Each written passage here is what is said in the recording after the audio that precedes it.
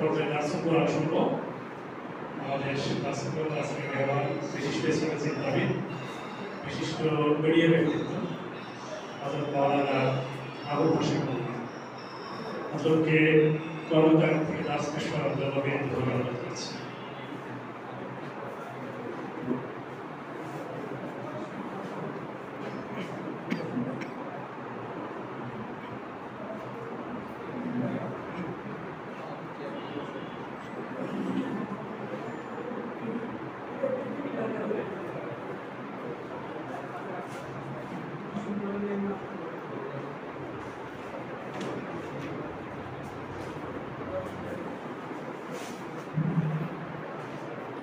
السلام عليكم ورحمة الله وبركاته.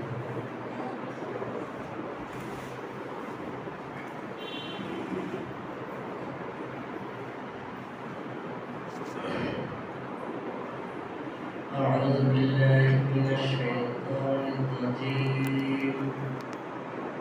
بسم الله الرحمن الرحيم. إن الله اشترى من المؤمنين أنفسهم وأموالهم بأن لهم الجنة يقاتلون في سبيل الله فيقتلون ويقتلون وعدا عليه حقا في التوراة والإنجيل والقرآن ومن أوفى بعهده من الله فاستبشروا ببيعكم الذي بايعتم به وذلك هو الفوز العظيم.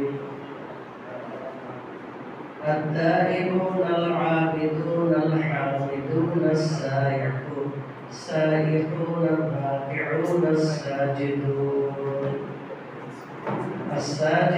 الآمرون بالمعروف والناهون عن المنكر والحافظون لحدود الله وبشر المؤمنين.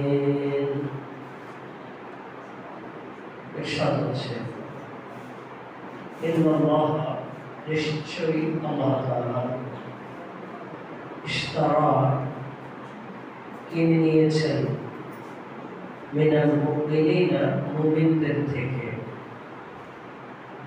নিশ্চয় আল্লাহ তাআলা মুমিনদের থেকে কিনে নিয়েছেন আনফুসাহুম তাদের নিজস্ব সত্তাকে, ওয়া আমওয়ালাহুম এবং তাদের সম্পদকে, বিআন্না লাহুমুল জান্নাহ জান্নাতের বিনিময়ে।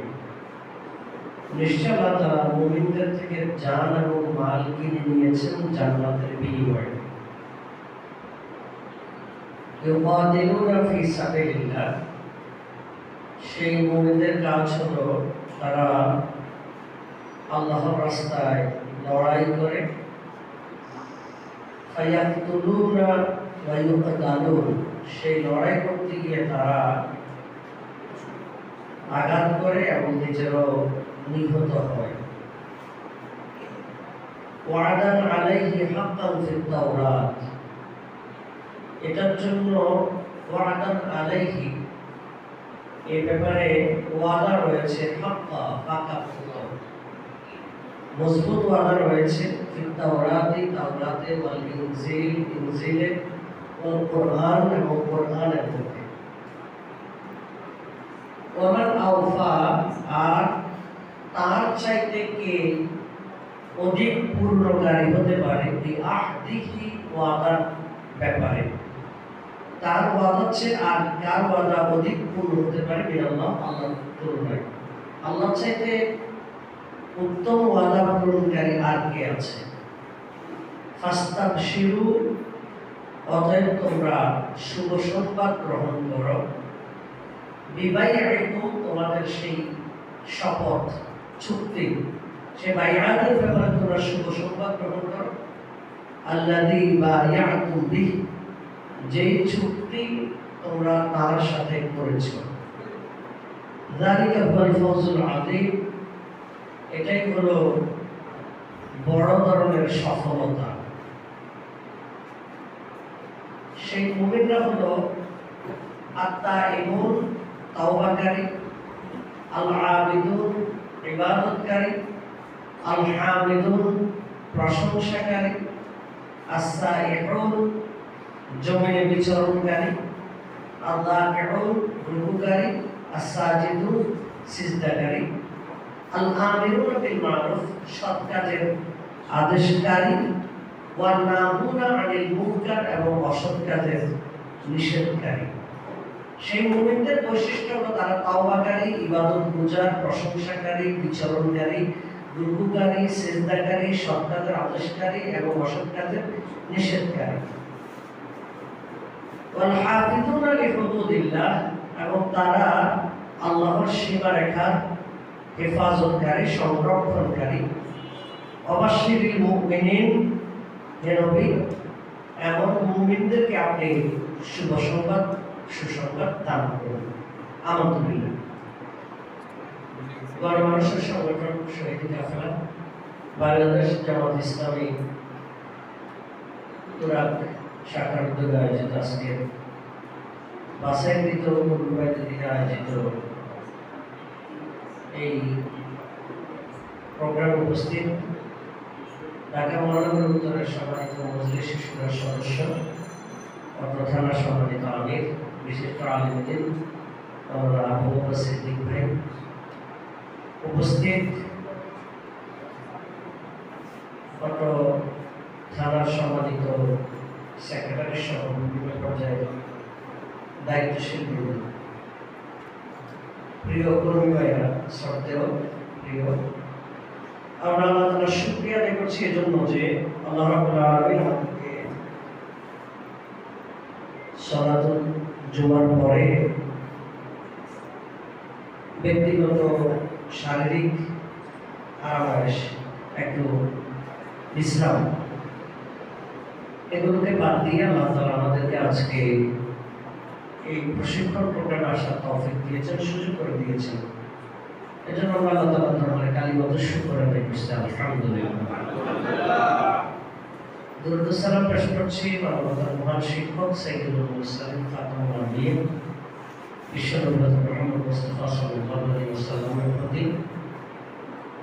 পৃথিবীর শুরু থেকে নিয়ে আজ পর্যন্ত যারা যেখানে দ্বীনের জন্য ভূমিকা পালন করেছেন, ঈমানের সাথে পৃথিবী থেকে বিদায় নিয়েছেন, আল্লাহ তাআলার দরবারে তাদের সকলের জন্য জান্নাতের সুউচ্চ মর্যাদা কামনা করছি, আল্লাহুম্মা আমিন। সম্মানিত কর্মী ভাইরা, আমি আপনাদের সামনে পবিত্র কোরআনের ৯ নম্বর সূরা আত-তাওবা ১১১ এবং ১১২ এই দুটি আয়াত তেলাওয়াত করে শুনিয়েছি। ৯ নম্বর সূরা আত-তাওবা আয়াত ১১১ এবং ১১২। এই সূরাটি হলো মাদানী যুগের সূরা। এই সূরার মধ্যে মোট ১২৯টি আয়াত রয়েছে এবং ১৬টি রুকু। এই সূরার নাম আত-তাওবা। সূরা নাম্বার হলো ৯। সূরাটি হলো মাদানী যুগের সূরা। এই সূরার মধ্যে ১৬টি রুকু রয়েছে। এই সূরাটি ৩টি ভাষণে নাযিল হয়েছে। সূরাটি নাযিল হয়েছে নবম হিজরির পরে, নবম হিজরির শেষের দিকে এসে এই সূরাটি ৩টি ভাষণে নাযিল হয়েছে।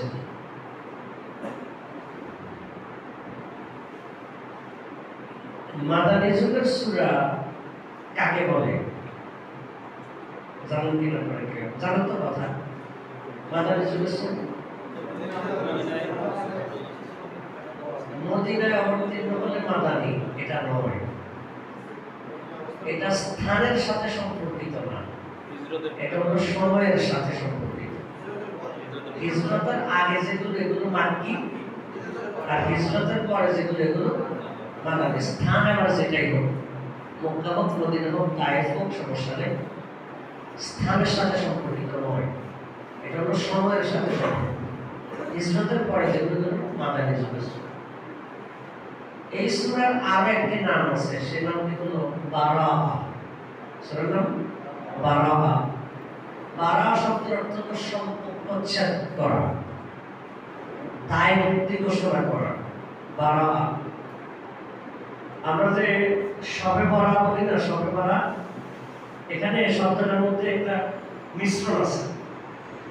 এটাকে যদি ফার্সি হিসেবে বলা হয় তাহলে বরাত মানে হলো ভাগ্য। শবে বরাত মানে ভাগ্য রচনিত বলা হয়, যদিও কথাটা নিয়ে কথা আছে, আমরা সেদিকে যাচ্ছি না। বারাআ মানে হলো মুক্তি, যেটা আরবি শব্দ। এই সূরা তাওবার প্রথম আয়াতে আল্লাহ তাআলা বলেছেন বারাআতুম মিনাল্লাহি ওয়া রাসূলিহি, আল্লাহ এবং তার রাসূলের পক্ষ থেকে সম্পর্কচ্ছেদের ঘোষণা। এই জায়গা থেকে সূরার নাম বারাআ রাখা হয়েছে। এই সূরার কয়টা নাম? দুইটা। কয়টা নাম? দুইটা। একটা হলো বারাআ, এটা কি? আর একটা হলো তাওবা। বারাআ মানে কি? সম্পর্কচ্ছেদ। কিসের সাথে সম্পর্কচ্ছেদ? এই সূরাটা নাযিল হলো নবম হিজরিতে। রাসূল সাল্লাল্লাহু আলাইহি ওয়াসাল্লামের নবুয়তের 22তম বছরে, আর মৃত্যুর মাত্র 1 বছর আগে। অষ্টম হিজরিতে মক্কা বিজয় হলো, এর 1 বছর পরে সূরাটা নাযিল হলো পরের বছর। মক্কা বিজয় যখন হলো তখন পর্যন্ত কাবার ভিতরে 360টি মূর্তি ছিল, এবং তখন পর্যন্ত মুশরিকরা কাবা তাওয়াফ করত, এবং তারা অনেকে উলঙ্গ তাওয়াফ করত কাবা। এবং তারা বলতো যে আমরা যে কাপড় চোপড়গুলো গায়ে দিই এগুলো আমাদের নিজেদের টাকা পয়সা কিনা, এখানে কোনো ধরনের ভেজাল টেজাল থাকতে পারে। আল্লাহ তাআলা যেই আকৃতিতে আমাদেরকে পাঠিয়েছেন একেবারে পুরা উলঙ্গ অবস্থায়, এভাবে যদি আমরা আল্লাহর তাওয়াফ করি তাহলে এখানে কোনো ভেজাল কিছু থাকতো না। এরকম মূর্খতা তারা পালন করতো, এবং তারা মনে করতো যে যত বেশি উলঙ্গ, মানে যে পুরো উলঙ্গ হবে তার সওয়াব তত বেশি, এটা তারা মনে করতো। এবং তারা হজ করতো। নবী সাল্লাল্লাহু আলাইহি ওয়াসাল্লাম নবুয়তের তখন 22 বছর। দেখেন আয়াতগুলো থেকে আমাদের আয়াতগুলো সূরার সামনে সূরার প্রেক্ষাপট খুবই গুরুত্বপূর্ণ বিষয়। 22তম বছরেও কিন্তু মুশরিকরা এর মানে আগের সেশনেও তারা কাবা করে তাওয়াফ করতে আসতো, কিন্তু নবম হিজরিতে এসে আল্লাহ তাআলা পরিষ্কারভাবে ঘোষণা দিয়েছেন এতদিন পর্যন্ত মুশরিকদের সাথে তোমাদের যে কিছুটা যে একটা মানে সহনশীলতা ছিল, অথবা তাদেরকে কিছুটা স্পেস দেওয়ার যে ব্যাপারটা ছিল, এখন মক্কা বিজয় হয়ে গেছে, এখন আর স্পেস দেওয়ার কোনো দরকার নাই। আমাদেরকে অনেকে বলে যে আমরা নাকি একসময় কারো কাছে খুব মানে তারা নাকি আমাদের কাছে খুব মধু ছিল, এখন নাকি তারা আমাদের জন্য তিতা হয়ে গেছে। আমাদের ব্যাপারে কেউ কেউ অভিযোগ করে। আমরা বলি যে এটা মধু আর তিতা হওয়ার ব্যাপার না, ইসলামের থিওরি এটা। যতদিন পর্যন্ত ইসলাম পরিপূর্ণ শক্তিশালী না হতে পারবে ততদিন পর্যন্ত সমকালীন পরিবেশকে ইসলাম এটার সাথে নেগোসিয়েশন করে যতটা সম্ভব একটা ব্যালেন্স সময় সংরক্ষণ করার জন্য চেষ্টা করবে। যখন ইসলাম শক্তিশালীভাবে প্রতিষ্ঠিত হবে তখন কোনো ধরনের জাহিলিয়াতের সাথে ইসলামের কম্প্রোমাইজের আর কোনো সুযোগ নাই। এটা হলো ইসলামের থিওরি। আমরা ব্যাখ্যা করে যাবো না, গেলে আমাদের সাথে ব্যবহার করবেন। আপনারা সবাই রাজধানীর মানুষ, সচেতন মানুষ, কিছুটা বুঝতে পেরেছেন আমি কি বলতে চেয়েছি। আমরা অনেকে কোনো মানে কোরআনকে আমরা এভাবে স্টাডি করতে পারি না, আমরা অনেকে এভাবে জানি না।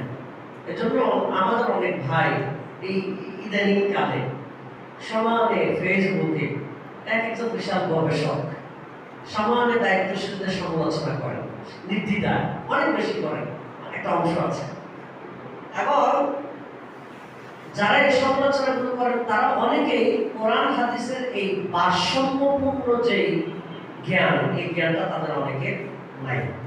কোরআন হাদিসের ভারসাম্যপূর্ণ জ্ঞান যদি তাদের থাকতো তাহলে যেই কোনো ইস্যুতে তারা এভাবে মন্দ প্রতিক্রিয়া দেখানো এমনটা তারা করতেন না। অনেকগুলো বিষয় আছে। তাহলে আমরা বলছিলাম সূরার দুইটা নাম, কয়টা নাম? একটা কি বারা, একটা কি বারা মানে সম্পর্ক ছেড়ে দেওয়া। অর্থাৎ এতদিন পর্যন্ত তোমাদের সাথে কিছুটা 50-50, 80-20, 70-30 ছিল। এখন আর কোনো ধরনের 70-30 নেই। এখন যা আল হক ওয়া যাহাকাল বাতিল, সত্য এসেছে, মিথ্যা দুর্বৃত্ত হয়েছে। আরেকটা নাম হলো তাওবা। তাওবা শব্দের অর্থ হলো ফিরে আসা। তাওবা শব্দের অর্থ কি? ফিরে আসা। রাসূল সাল্লাল্লাহু আলাইহি ওয়াসাল্লাম নবম হিজরিতে তিনি যখন তাবুক অভিযানে যাবেন, তাবুক কিন্তু যুদ্ধ হয়নি, অভিযান হয়েছে, প্রস্তুতি নিয়ে গিয়েছেন, পরবর্তীতে যুদ্ধ হয়নি। তো তাবুক অভিযানে 80 জনের মতো লোক তারা বিভিন্ন কারণ দেখিয়ে তারা রাসূল সাল্লাল্লাহু আলাইহি ওয়াসাল্লামের আহ্বানে সাড়া দিয়ে অভিযানে যায়নি। বিভিন্ন কারণ। আমাদের এক দায়িত্বশীল ভাই মজা করে বলতেন, ডান হাত বাম হাত অজুহাত। ডান হাত বাম হাত অজুহাত, নানান জাতের অজুহাত তো থাকে। তো অজুহাত দিয়ে তারা রাসূল সাল্লাল্লাহু আলাইহি ওয়াসাল্লামের সাথে অভিযানে অংশগ্রহণ করেননি। নানান জাতের কথা বলছে, যে বলতেছে রাসূল সাল্লাল্লাহু আলাইহি ওয়াসাল্লাম কি কর্মসূচি এখন হাতে নিল? আমাদের বছরে একবার ফসল কাটা হয়, এই গুরুত্বপূর্ণ সেশনে এখন সবাই এই যুদ্ধের অভিযান ঘোষণা করছে, এটা তো একটা খেয়াল করার দরকার ছিল। এই যুদ্ধের এই ফসল কাটার ভরা মৌসুমে যদি আমরা যুদ্ধে চলে যাই, আমরা আগামী বছর কি খেয়ে বাঁচবো? এগুলো তো রাসূলের একটু বিবেচনা করার দরকার ছিল। এখন যদি ধরেন কথার মতো আপনার কাপড় ব্যবসা আছে, রোজার মাসে যদি আপনার 3 দিনের প্রোগ্রামের জন্য টাকা হয়, আপনি তো এই জামাতের কয়েকবার সালাম দিয়ে চলে যাবেন, যে আর সিজন পেল না। তো তাদের ছিল একটা ভরা মৌসুম, তাদের কি ছিল? ভরা মৌসুম ফসল কাটার, কিন্তু তারা সেই ভরা মৌসুমে ইয়ে করে নেই, মানে যেতে চাচ্ছিল না, একটা কারণ দেখা। নানান জনের নানান কথা বলছে, 80 জনের উপরে। দেখেন, ধর্ম না মানার জন্য ধর্মকে বাহানা বানানো একটা চমৎকার ঘটনা আছে। এই সূরা তাওবা 81 নম্বর আয়াত। কয়েকজন বলতেছে, ইয়া রাসূলুল্লাহ, যুদ্ধের ময়দানে গেলে তো অনেক নারী বন্দী হয়, বলছে আমি নারীদেরকে দেখলে আমার মনের মধ্যে অনেক খারাপ চিন্তা হয়, আপনি কি চান এই যুদ্ধের ময়দানে গিয়ে আমি এটা গুনাহ অর্জন করি? চিন্তা করছেন? চিন্তা করছেন? মানে ধর্ম না মানে জিহাদ থেকে বাঁচার জন্য ধর্মকে কিভাবে বাধা দিচ্ছে, যে আপনি কি চান আমার এই গুনাহটা হোক, আমি এই গুনাহ থেকে বাঁচার জন্য আমি এই জিহাদের ময়দানে যেতে চাচ্ছি না। আমি শুনলে তো বলবো সুবহানাল্লাহ, কত বড় আল্লাহর ওলি। আসলে সে শয়তান, আসলে সে কি শয়তান, মুনাফিক, একটা বাহানা দিচ্ছে। কিছু লোকে বলছে যে আল্লাহ রাসূল, আবহাওয়া যদি একটু সুইটেবল থাকতো বা কিছুটা যদি মানার মতো থাকতো, তাহলে আমরা মানতে পারতাম। এইভাবে 40 ডিগ্রি, 42 ডিগ্রি, 45 ডিগ্রি তাপমাত্রার মধ্যে এভাবে আপনি এমন সময়ে এমন কর্মসূচি ডাক দিলেন, মানে আমরা যেটা বলি আর কি, যে কবে আমাদের দায়িত্বশীলদের হুঁশ জ্ঞান হবে, বলে ফেলি অনেক সময়। তো রাসূল সাল্লাল্লাহু আলাইহি ওয়াসাল্লাম বলতেছেন যে এত গরমের মধ্যে আপনি আমাদেরকে ডাকলেন কেন? আল্লাহ তাআলা এই সূরার 81 নম্বর আয়াতে বলছেন, কুল নারু জাহান্নামা আশাদ্দু হাদ্দান লাউ কানু ইয়াফকাহুন। হে নবী, তারা আপনার কাছে এসে গরমের বাহানা দেয়, আপনি তাদেরকে বলুন জাহান্নামের গরম তো এর চাইতেও বেশি, যদি সেটা তারা বুঝতো। অর্থাৎ দুনিয়ার এই গরম থেকে বাঁচার জন্য তারা অভিযানে যাচ্ছে না, তো তারা জাহান্নামের গরম কিভাবে সহ্য করবে? আর যদি তারা এই দুনিয়ার গরমটা সহ্য করত, এটার কারণে আল্লাহ তাআলা তাদেরকে জাহান্নামের গরম থেকে মুক্তি দিয়ে দিতেন। সুবহানাল্লাহ। এই যে উপলব্ধিটা তো আমরা এভাবে অংশগ্রহণ করতে পারি না। আমাদের সম্ভবত 98-99 সালের দিকের কথা, মতিউর রহমান আকন্দ ভাই তখন মনে হয় কেন্দ্রীয় সভাপতি বা এরকম, রাজশাহী বিশ্ববিদ্যালয়ে অনেক মামলা মোকদ্দমা, আদালতে হাজিরা দিতে দিতে আদালতে কিন্তু বসার কোনো জায়গা নেই। আপনারা যারা গিয়েছেন আদালতে বসাতে, আদালতে সারাদিন ঘুরে ঘুরি করা, এটা একটা শাস্তি। তো এরকম আদালতে গেলেন, আমাদের মাসুদ ভাই আকন্দ ভাইকে বললেন যে ভাই এভাবে আর কতদিন? আমরা যে এইভাবে সকালে আসি, সারাদিন ঘুরতে হয়, মামলার হাজিরা দিতে হয়, এত যন্ত্রণা, এটা সমাধান কি, এটা শেষ কি? তখন আনন্দ ভাই বলেছিল, মাসুদ, এই দুনিয়ার আদালতে ঘোরাঘুরির কারণে আল্লাহ যদি আমাদের আখিরাতে দাঁড়ানোটা যদি কমাইয়ে দেয়, এটাই তো আমাদের বড় সফলতা। আল্লাহ রাব্বুল আলামিন পবিত্র কোরআনে 47 সূরা আল্লাহ তাআলা বলেন 17 সূরা মাআরিজের 4 নম্বর আয়াত, তাআরুজুল মালাইকাতু ওয়া রূহু ইলাইহি ফি ইয়াউমিন কানা মিকদারুহু 50000 সানা। সেই দিন মানুষদেরকে অপেক্ষা করতে হবে এমন একটা দিন যেই দিনের পরিমাণ হবে 50,000 বছর। 50,000 বছর। তো তাহলে দুনিয়ার স্যাক্রিফাইস যদি আমরা করি তাহলে আখিরাত থেকে আমরা মুক্তি পেয়ে যাব। আর দুনিয়ার স্যাক্রিফাইস যদি আমরা করতে রাজি না হই তাহলে আখিরাতে বিপদে পড়া লাগবে। প্রসঙ্গক্রমে আরেকটা কথা বলে দিচ্ছি। মাওলানা মওদুদী রাহিমাহুল্লাহ তিনি জেলখানায় বলতেছেন, তার বইতে লিখেছেন, বলছে আমি জেলখানার চোর এবং ডাকাত থেকে নতুন করে ইসলাম শিখলাম। তার থেকে চোর এবং ডাকাত থেকে কি শিখছি? ইসলাম শিখছি। কিভাবে? বলছে আমি একজনকে জিজ্ঞাসা করলাম, তুমি জেলখানায় কেন আসছো? বললো যে আমি চুরি করছি। তুমি যখন বন্দি তোমার কাছে কেমন লাগে? সে বললো যে আমার কাছে খুবই খারাপ লাগে। তো বললো যে তুমি এই চুরি ছেড়ে দিলেই তো হয়। বলছে না, চুরি ছাড়ি না, আমি রিস্কে যাই। ধরা পড়লে কয়েকদিন 2-4 মাস কষ্ট হয়, কিন্তু যতদিন ধরা পড়ি না ততদিন কিছু আইন কেমন হয় ভালোই চলি। বলছে এই জন্য রিস্ক নিয়ে আমি কারাগারে আসলাম। মাওলানা মওদুদী বলছে আমি তো তার থেকে নতুন করে ইসলাম শিখলাম। এই যদি দুনিয়াতে 2-4 মাস আরামে থেকে রিস্ক নিয়ে কারাগারে আসতে পারে, আমি চিরকাল জান্নাতে থাকতে চাই, তাহলে আমার কারাগারে আসার সমস্যাটা কোথায়? দিনটাকে উপলব্ধি করার কথা বলছি। আমরা অনেকে এভাবে উপলব্ধি করতে পারি না। তো এসুরের কয়টা নাম বলছিলাম?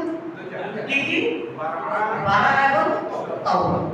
তো তাওবা হলো ওই যে 80 জনের উপরে যারা যায়নি, না যাওয়ার কারণে রাসূল সাল্লাল্লাহু আলাইহি ওয়াসাল্লাম অভিযান থেকে আসলেন, এসে বললেন যে তোমাদের কি কি বক্তব্য? কেউ ওই যে ডান হাত বাম হাত দুজনে তো পেশ করছে।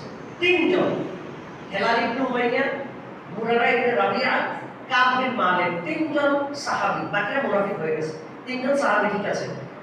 এই 3 জন বলছে, ইয়া রাসূলুল্লাহ, পৃথিবীর সাধারণ কোনো মানুষের সামনে যদি কথা বলতাম, আপনাকে 7 পাঁচ একটা বুঝ দিয়ে দিতাম, আপনাকে একটা অজুহাত দেখাই এখন বেঁচে যাবো, কিন্তু হৃদয় থেকে গভীরভাবে বিশ্বাস করে আপনি আল্লাহ রাসূল, আল্লাহ তাআলা সব প্রকাশ করে দিবেন। এখন আপনার সামনে যদি গোপন করে কোনো লাভ নাই, একেবারে পরিষ্কার কথা, শয়তানের খপ্পরে পড়ে নিজের মনের দুর্বলতার কারণে যায়নি, এটা হলো পরিষ্কার কথা। আল্লাহ রাসূল সাল্লাল্লাহু আলাইহি ওয়াসাল্লামের কাছে স্বেচ্ছায় এই স্বীকৃতি দেওয়ার কারণে আল্লাহ তাআলা এই 3 জনের তাওবা কবুল করেছেন। সুবহানাল্লাহ। এই জন্য সূরা তাওবা, সূরা তাওবা শব্দের অর্থ হলো ফিরে আসা। তাওবা শব্দের অর্থ কি? ফিরে আসা। আল্লাহ তাআলা বলেন 17 বছর বানি ইসরাঈল আয়াত নম্বর 17, 25 নম্বর সূরা ফাতির আয়াত নম্বর 17। আল্লাহ তাআলা বলেন ইল্লা মান তাবা ওয়া আমানা ওয়া আমিলা আমালান সালিহান ফাউলাইকা ইউবাদদিলুল্লাহু সাইয়্যাতিহিম হাসানাত। যেই ব্যক্তি আল্লাহ তাআলার কাছে তাওবা করে ফিরে আসে, আল্লাহ তার আগের সব গুনাহ সওয়াব দ্বারা পরিবর্তন করে দেন। তাওবা মানে ফিরে আসা। তাওবা মানে কি? ফিরে আসা। এখন ফিরে আসা মানে কি? ধরেন এখান থেকে মেট্রো থেকে কোন জায়গায় ওঠে? আজমপুর থেকে এখন আপনি ধরেন ইয়াতে যাবেন, ঢাকার দিকে যাবেন। এখন আপনি যাচ্ছেন বাম দিকে, অর্থাৎ ইয়ার দিকে, গাজীপুরের দিকে যাচ্ছেন, উত্তর দিকে যাচ্ছেন। একজনে জিজ্ঞাসা করলেন, ভাই গাজীপুর আর কতটুকু, ঢাকা আর কতটুকু দূরে? আপনার বলতে আপনি উল্টা রাস্তায় আসছেন। কি রাস্তায় আসছেন? উল্টা রাস্তা। তা আপনি বলতেছেন তাওবা তাওবা তাওবা তাওবা, মানে তাওবা করতেছেন, আর গাড়ির সামনের দিকে যাচ্ছে। তারা একটা দিকে উল্টা যাওয়ার পরে জিজ্ঞাসা করলেন, ভাই গাজীপুর কত দিকে, ঢাকা কতটুকু দূরে? আপনাকে বললো যে আপনি রাস্তা ভুল করছেন, আপনি তো উল্টা দিকে যাচ্ছেন। তারপর বলতেছেন না, তাওবা তাওবা তাওবা তাওবা বলতেছেন গাড়ি যেদিকে চলার দিকে চলছে। আপনার এই তাওবার কোনো ভ্যালু আছে? তাওবা মানে কোনো, আপনি যখন বুঝতে পারছেন আপনার ঢাকা রাস্তা ভুল, আপনার বুঝার সাথে সাথে আপনার দায়িত্ব হলো ইউটার্ন নেওয়া, ঘুরে যাওয়া। ঘুরে এই তাওবা মানে হলো ইউটার্ন নেওয়া। আমি অপরাধ আগে করতাম, এখন থেকে করবো না, ঘুরে আসলাম, ফিরে আসলাম, এটা হলো তাওবা। কিন্তু আমাদের তাওবাটাকে মেরে চলে আর তাওবা চলে, এটা কোনো তাওবা হয় না। তাওবাটা তো সরাসরি ফিরে আসে। ভুল রাস্তায় আমি 1 কিলোমিটার যাওয়া মানে আমার 2 কিলোমিটার লস। 1 কিলোমিটার যাওয়া মানে 2 কিলোমিটার লস। কিভাবে? কারণ যত 1 কিলোমিটার বেশি যাব তত 1 কিলোমিটার বেশি ঘুরতে হবে। এজন্য আল্লাহ রাসূল সাল্লাল্লাহু আলাইহি ওয়াসাল্লাম বলেছেন, আফরাহু বিতাওবাতি আবদিহি মান আদাল্লা বাঈরাহু ফি ফালাতিন ফাওয়াজাদাহা। আগে ঘটনা বলি, তারপর হাদিসের অর্থ বলে বুঝবেন। হাদিসটা আপনারা অনেকে জানেন। একজন লোকের উট হারিয়ে গেছে, মাল করতে উট হারিয়ে গেছে। উট হারিয়ে যাওয়ার পরে অনেক খোঁজাখুঁজি করছে, উটও পায় না, মালও পায় না। ক্লান্ত হয়ে গেছে, ক্লান্ত হয়ে একটা গাছের নিচে ঘুমাচ্ছে। উটের আশাও শেষ, মালের আশাও শেষ। ক্লান্ত, মানসিকভাবে বিপর্যস্ত, অনেক টাকার সম্পদ। হঠাৎ ঘুম থেকে এসে জাগলো, গাছের নিচে জেগে দেখতেছে তার উটটা মাল সহকারে হাজির। খুশিতে সে বলতেছে, আল্লাহ তুমি আমার বান্দা, আমি তোমার মালিক। খেয়াল করছেন? খুশিতে কি বলতেছে? আল্লাহ তুমি আমার বান্দা, আমি তোমার খুশিতে। আল্লাহ সাল্লাল্লাহু আলাইহি ওয়াসাল্লাম বলেন, এই বান্দা হারানো উঠবে খুশিতে যেরকম উল্টে যাচ্ছে, আফরাহু বিতাওবাতি আবদিহি। কোন বান্দা যদি আল্লাহর রাস্তায় তাওবা করে ফিরে আসে, আল্লাহ তাআলা ওই বান্দার প্রতি এর চেয়ে বেশি খুশি হন। সুবহানাল্লাহ। আল্লাহ রাসূলের ব্যাপারে বেশি কিছু বললাম না, আমরা আয়াতগুলোতে যাই। আয়াত হলো 111 এবং 112। মোট আয়াত কতটি? 129। মোট আয়াত কতটি? 129। আমরা যেগুলো পড়লাম এগুলো 111 এবং 112। আল্লাহ তাআলা বলেন, ইন্নাল্লাহা আশতারা মিনাল মুমিনিনা আনফুসাহুম ওয়া আমওয়ালাহুম। ইন্না নিশ্চয় আল্লাহ তাআলা ইশতারা কিনে নিয়েছেন। ইশতারা কিনে নিয়েছেন মিনাল মুমিনিনা, মুমিনদের থেকে। কাদের থেকে? একটু জবাব দিন আপনারা। কাদের থেকে? মুমিনদের থেকে। কে কিনে নিয়েছেন? আল্লাহ। খুব মজার ব্যাপার আছে। কি কিনে নিয়েছেন? আনফুসাহুম ওয়া আমওয়ালাহুম। আল্লাহ তাআলা কিনে নিয়েছেন তাদের জান। জান মানে কি? সত্তা। অর্থাৎ আমি যে মানুষের আমার একটা সত্তা আছে। আমার যে অর্থাৎ আমি মানুষ হিসেবে যে মানুষের আমার একটা অবস্থান আছে, আমার সত্তা, অর্থাৎ আমি একটা পদার্থ। অর্থাৎ আল্লাহ তাআলা আমার এই সত্তাটাকে কিনে নিয়েছেন, ওয়া আমওয়ালাহুম, এবং তাদের সম্পদ কিনে নিয়েছেন। আল্লাহ তাআলা কিনে নিয়েছেন। কার থেকে কিনেছেন? মুমিনদের থেকে। কাদের থেকে? মুমিনদের থেকে। মুমিন মানে হলো সে তার সম্পদকে আল্লাহর কাছে বিক্রি করে দিয়েছে। আল্লাহ রাব্বুল আলামিন পবিত্র কোরআনের 18 নম্বর সূরা কাহফের 29 নম্বর আয়াতে বলেছেন, ফামান শাআ ফালইউমিন ওয়া মান শাআ ফালইয়াকফুর। যার ইচ্ছা সে ঈমান আনতে পারে, যার ইচ্ছা সে কুফরি করতে পারে। এ ফ্রিডম অফ চয়েস, বাছাই করার স্বাধীনতা মুমিনকে দেয়া, মানুষদেরকে দেওয়া হয়েছে। ইচ্ছা করলে সে ঈমান আনতেও পারে, ইচ্ছা করলে সে কুফরিও করতে পারে। 2 নম্বর সূরা বাকারা 256 নম্বর আয়াত আল্লাহ তাআলা বলেছেন, আয়াতুল কুরসির পর আয়াত, লা ইকরাহা ফিদ-দীন। ধর্মের মধ্যে কোনো বাড়াবাড়ি নেই। ধর্মের মধ্যে কোনো বাড়াবাড়ি নেই। দেখেন, এই আয়াত নিয়ে আমাদের সমাজে মারাত্মক ধরনের বিভ্রান্তি আছে। একজন আপনি বলতেছেন, ভাই নামাজ পড়েন, সে বলতেছে আমার নামাজ আমি পড়লে পড়বো না, পড়লে নাই। আপনি আপনার কথা আপনি জান, ধর্মের মধ্যে কোনো বাড়াবাড়ি নেই। ধর্মের মধ্যে কোনো কি নেই বলো না? আপনার পাশের বাড়িতে খুব নাচ গান বাজাচ্ছে, পুরো আপনার পরিবেশ নষ্ট করে দিতে, এখানে গুণের কাজ। আর উপরে এমনিতে সামাজিকভাবে সাউন্ড পরিবেশনের কারণে কষ্ট হচ্ছে। আর বলতেছেন এগুলো গুণের কাজ, এগুলো করা ঠিক না। সে বলতেছে আপনি জ্ঞান দেওয়া লাগবে না, ধর্ম নিয়ে কোনো বাড়াবাড়ি নেই। ধর্ম নিয়ে কোনো কি নেই। আসলে লা ইকরাহা ফিদ-দীন এই আয়াতের তাফসীর পড়েছেন কখনো? লা ইকরাহা ফিদ-দীন, ধর্ম নিয়ে বাড়াবাড়ি নেই। আর বিতাবুলিদ-দীন, আপনি কোন ধর্ম গ্রহণ করবেন এটাতে কোনো বাড়াবাড়ি নেই। আপনি মুসলিম হবেন নাকি হবেন না, এটা আপনার স্বাধীনতা আছে।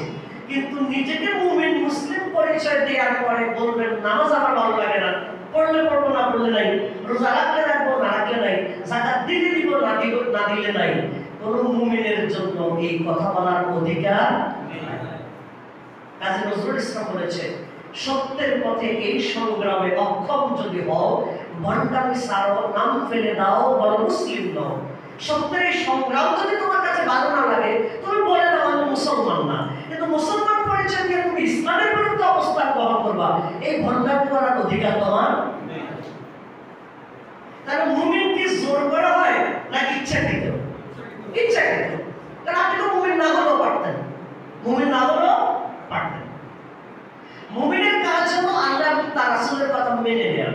আল্লাহ রাব্বুল আলামিন পবিত্র কোরআনের 34 নম্বর সূরা নূরের 51 নম্বর আয়াতে বলেছেন, ইন্নামা কানা কাওলাল মুমিনিনা ইযা দুউ ইলা আল্লাহি ওয়া রাসূলিহি লিয়াহকুমা বাইনাহুম আন ইয়াকুলু সামি'না ওয়া আতা'না।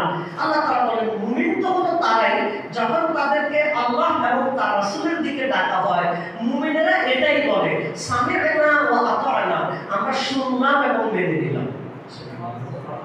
মুমিনরা কি বলে? শুনলাম এবং মেনে নিলাম। খেয়াল করেন, মুমিন না হওয়ার অধিকার কিন্তু তার আছে। মুমিন না হওয়ার অধিকার তার আছে। একটা প্রতিষ্ঠানে আপনি ভর্তি হবেন না এই অধিকার আপনার আছে, কিন্তু ভর্তি হওয়ার পর প্রতিষ্ঠানের রুল আপনাকে মেনে চলতে হবে। আপনি সেনাবাহিনীতে না দিলে আপনাকে কেউ জোর করে লাঠি দিয়ে পিটাইয়া আপনাকে কেউ সেনাবাহিনীতে ভর্তি করাবে না, সেনাবাহিনীর সদস্য হিসেবে আপনাকে যুক্ত করাবে না। কিন্তু আপনি যখন স্বেচ্ছায় নিজেকে সেনাবাহিনীর সদস্য হিসেবে ঘোষণা করলেন, অবশ্যই আপনাকে সেনাবাহিনীর ট্রেনিং অংশগ্রহণ করতে হবে। কথা বুঝে আসছে? সেনাবাহিনীতে অংশগ্রহণ না করার সুযোগ আপনার আছে, কিন্তু অংশগ্রহণ করার পরে ট্রেনিং অংশগ্রহণ করবেন না, এই সুযোগ আপনার নাই। তাই আপনি আমি মুমিন হব নাকি না হব এই সুযোগ আপনার আমার আছে, কিন্তু মুমিন হওয়ার পর আল্লাহর আইন বাদ দিয়া বাপদাদার আইনের জন্য সংগ্রাম করব, কোন মুমিনের জন্য পশ্চিমকালেও এটা বৈধ নয়। 4 নম্বর সূরা নিসা আয়াত নম্বর 76, আল্লাযীনা আমানু ইউকাতিলুনা ফি সাবিলিল্লাহ ওয়াল্লাযীনা কাফারু ইউকাতিলুনা ফি সাবিলিত তাগুত। যারা ঈমানদার তারা লড়াই করে আল্লাহর পথে, আর যারা কাফির তারা লড়াই করে তাগুতের পথে। কিন্তু আজকে আমরা দেখি আমাদের সমাজের ঈমানদাররাই আল্লাহর আইন প্রতিষ্ঠার ক্ষেত্রে বড় বাধা। এবং দুর্ভাগ্যজনক এবং খারাপভাবে নিবেন না, এখানে অনেক আলেম ওলামা আছেন, আমরা ঠিকঠাক আলেমানা লাইনে চলি, খারাপভাবে নিবেন না। আমাদের দেশে ইসলাম প্রতিষ্ঠা করার ক্ষেত্রে আমাদের সমাজের কিছু আলেমও আছে ইসলাম প্রতিষ্ঠিত হোক এটা চায় না। একটা অংশ আলেমের রূপ আছে যারা ইসলাম প্রতিষ্ঠিত হোক এটা চায় না। কেন চায় না? এটা অনেক ব্যাখ্যা আছে। ইসলাম প্রতিষ্ঠার ক্ষেত্রে যুগে যুগে যারা বাধা দেয়, নবীগণের ইতিহাস পর্যালোচনা করে 3 শ্রেণীর লোকেরা ইসলামের ক্ষেত্রে সবচেয়ে বেশি বাধা দেয়। এক শ্রেণীর লোকেরা হলো ধনিক শ্রেণী, প্রভাবশালী গোষ্ঠী, দ্বিতীয়ত হলো ক্ষমতাসীন গোষ্ঠী, 3 নম্বর হলো ধর্ম ব্যবসায়ী গোষ্ঠী। যারা বুঝে ইসলামী হুকুমত যদি প্রতিষ্ঠিত হয়ে যায়, নানান জাতের ধান্দাবাজি করে ধর্ম নিয়ে ব্যবসা করা, এই রাস্তা বন্ধ হয়ে যাবে। এই জন্য এক শ্রেণীর মানুষ ইসলাম প্রতিষ্ঠিত হোক এটা চায় না, এটা চায় না। কথা বুঝে আসছে? এই যে ধরেন ওয়াজ মাহফিলের কথা আছে না, আমরা ওয়াজ মাহফিল করি, আমাদের পরে এসে মনে বলে আপনারা ওয়াজ মাহফিল করেন কেন, ওয়াজ মাহফিল গেলে আপনারা টাকা পয়সা নেন। আমরা বলি যে আমাদের ইসলাম রাষ্ট্রের কথা বলি, সবাইকে ইসলামী রাষ্ট্র প্রতিষ্ঠা করে দেন, কোনো হুজুরদেরকে দাওয়াত দিয়ে নিয়ে আসা লাগবে না। রাষ্ট্রের নিজের খরচে প্রতিটা মহল্লা দাওয়াত দিচ্ছে, রাষ্ট্রের খরচে দাওয়াত দিচ্ছে। আর রাষ্ট্রের খরচে যদি দাওয়াতি কাজ হয়, আমি যে এখন ব্যবসা করতেছি আমাদের বন্ধ হয়ে যাবে। কথা বুঝুন নি? আপনারা কি খারাপ ভাবে নিচ্ছেন নাকি? না। তাহলে মুমিনের কাজ হলো আল্লাহর বিধানকে কি করা, সামি'না ওয়া আতা'না বলে মেনে নেওয়া। আল্লাহ তাআলা পবিত্র কোরআনে 33 নম্বর সূরা আহজাবের 36 নম্বর আয়াতে বলেছেন, ওয়া মা কানা লিমুমিনিন ওয়া লা মুমিনাতিন ইযা কাদাল্লাহু ওয়া রাসূলুহু আমরান আন ইয়াকুনা লাহুমুল খিয়ারাতু মিন আমরিহিম। কোন মুমিন পুরুষ অথবা কোন মুমিন নারীর জন্য এটা উচিত নয়, আল্লাহ এবং তার রাসূল কোন সিদ্ধান্ত দেওয়ার পরে মুমিন নারী পুরুষ বলতে আমার ভালো লাগে না, এই কথা বলার অধিকার কোন মুমিন নারী পুরুষের নাই। আল্লাহর কথা রাসূলের কথা বুঝে ধরুক আর না ধরুক, পক্ষে আসুক আর বিপক্ষে আসুক, সামি'না ওয়া আতা'না, শুনলাম এবং মেনে নিলাম মানতে হবে। সত্যি শাসক আপনি যাচ্ছেন ভাই, সত্যি মনোযোগ চাই তো। তারা কথা বলছেন কাদের থেকে কিনে নিয়েছেন? কাদের থেকে? মুমিনদের থেকে। জবাব দেন, কাদের থেকে? মুমিনদের থেকে। এটা কি জোরপূর্বক নাকি ইচ্ছাকৃত? কার ইচ্ছা করছে? আমরা ইচ্ছা করছি, মুমিনরা ইচ্ছা করছে। আচ্ছা, মুমিনদের থেকে আল্লাহ কিনে নিয়েছেন আনফুসাহুম ওয়া আমওয়ালাহুম। কি কিনছেন? তাদের জান এবং মাল। জান এবং মাল। আচ্ছা, আপনার আমার জান এবং মালের আসলে মালিক কে? আল্লাহ তাআলা আমার থেকে কিনলেন কেমনে? জানমাল আল্লাহ দেয়া, জানমাল কার দেয়া? আল্লাহ দেয়া। আল্লাহ তাআলা 56 সূরা বাকারা 58 নম্বর আয়াতে বলেছেন আফারাআইতুম মা তুমনুন আনতুম তাখলুকুনাহু আম নাহনুল খালিকুন। হে মানুষেরা, স্বামী স্ত্রী তোমরা শারীরিক সম্পর্ক করো, সেখানে পানির মাধ্যমে নতুন সন্তানের জন্ম হয়। আল্লাহ বলেন তোমরা কি সেই পানি নিয়ে ভেবেছো আনতুম তাখলুকুনাহু আম নাহনুল খালিকুন? সেটা কি তোমরা সৃষ্টি করো নাকি আল্লাহ সৃষ্টি করেন? আল্লাহ। আপনার আমার অস্তিত্বই তো আল্লাহ দিয়েছেন। তা আমার জান দিয়েছেন আল্লাহ, আমার মাল দিয়েছেন আল্লাহ, আল্লাহ আবার আমার থেকে জানমাল কিনবেন, এটা আবার কেমন কথা? এটা একেবারে সোজা একটা উদাহরণ দিয়ে বুঝতে। উদাহরণটা হলো আপনার বাচ্চা আপনার কাছে চিপস একটা খুচরো আপনি কিনে দিলেন, কিনে দেওয়ার পরে বাচ্চা বলতেছে আমার একটু চিপসের প্যাকেটটা খুলে দেন। চিপসের প্যাকেটটা খুলে দেওয়ার পরে সে খাচ্ছে, আপনি বললেন যে আমার এক পিস দাও।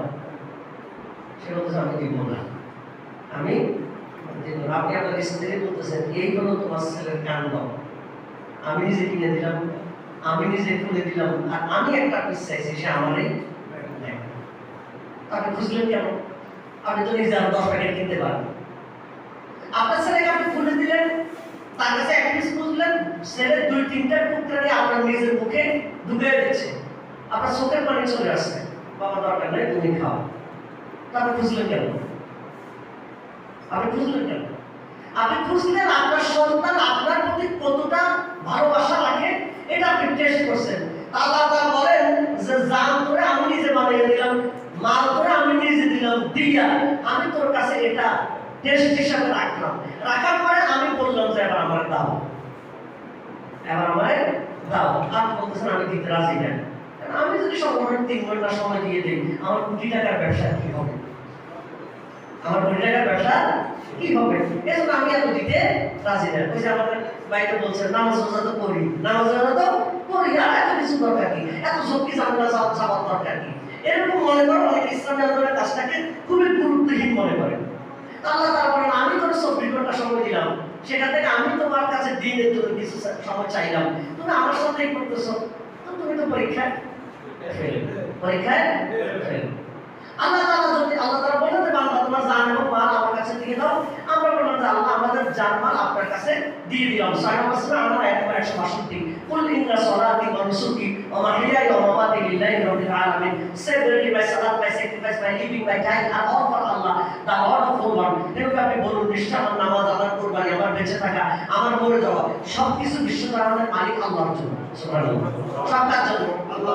আমার জানের মালিক কে? আল্লাহ। আমার মালের মালিক কে? আল্লাহ। আল্লাহ তাআলা চাইলে মুহূর্তের মধ্যে আমাকে শূন্য বানিয়ে দিতে পারেন না? কতক্ষণ লাগবে? কয় সেকেন্ড?